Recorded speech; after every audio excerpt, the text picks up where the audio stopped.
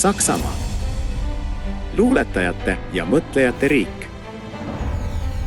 Üks maailma suurimaid majandusi. Üks juhtivaid jõude Euroopa Liidus. Eeskujulik heaoluriik.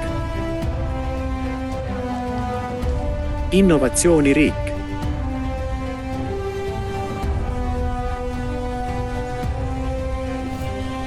Riik, mis seisab oma põhiseaduse, väärtuste ja inimväärikuse säilitamise eest. See on täpselt see, kuidas me tahame oma riiki näha. Milline on tegelik olukord Saksamaal täna? Majanduskriis. Kõrge inflatsioon. Energia kokkuvarisemine. Sotsiaalne jagunemine. Kasvav vaesus ja ebakindlus tuleviku suhtes.